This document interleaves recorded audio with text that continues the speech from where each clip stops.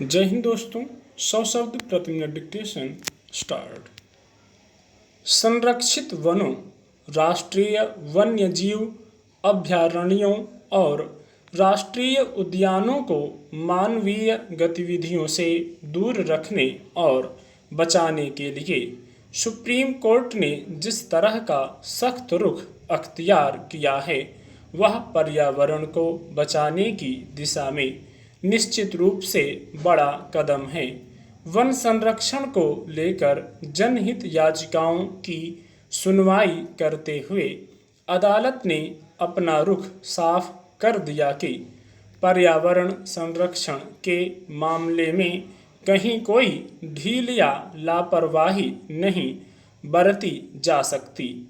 इस मामले में अदालत ने एक महत्वपूर्ण आदेश जारी करते हुए हर संरक्षित वन क्षेत्र में पर्यावरण के लिहाज से संवेदनशील क्षेत्र बनाने को कहा है।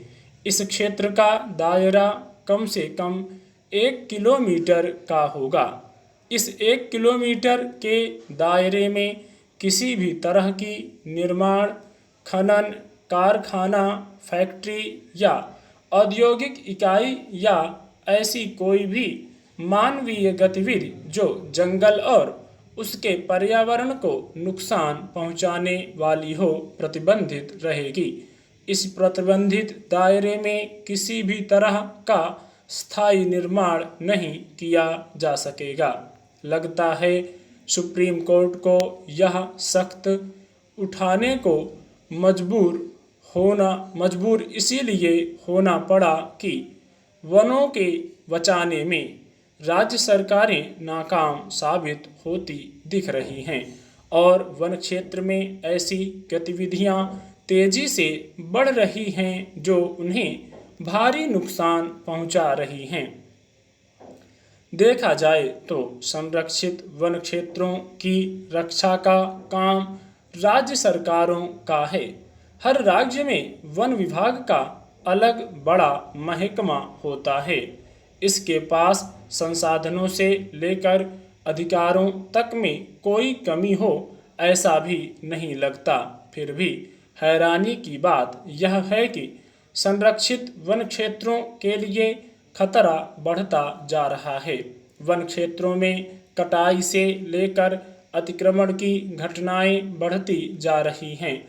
हालांकि संरक्षित क्षेत्र में स्थानीय लोगों को वनोपज पैदा करने और अपने मवेशी चराने की छूट रहती है, पर देखने में आता है कि वहाँ लोग कब्जा कर लेते हैं, निर्माण कर लेते हैं, लकड़ियाँ काटते हैं और इस तरह संरक्षित वन क्षेत्र की वन संपदा को हर तरह से नुकसान पहुँचता रहता है।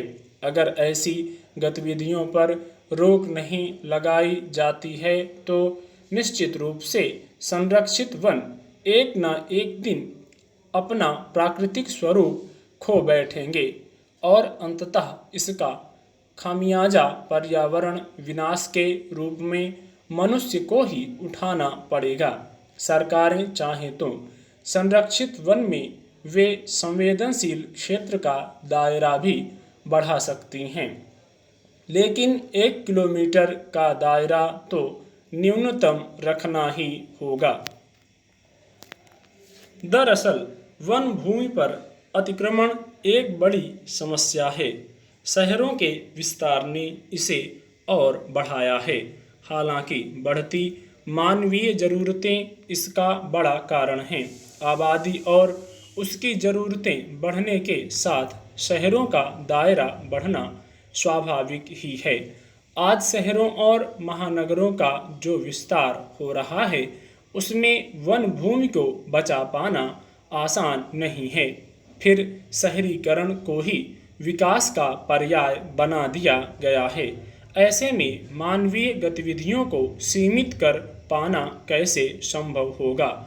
वन संरक्षण कानून लाया ही इसलिए गया था कि वनों से पेड़ों की अवैध कटाई रोकी जा सके, लेकिन पिछले कुछ दशकों में जंगलों का जिस तेजी से दोहन होता गया उसने बड़े खतरे खड़े हो गए।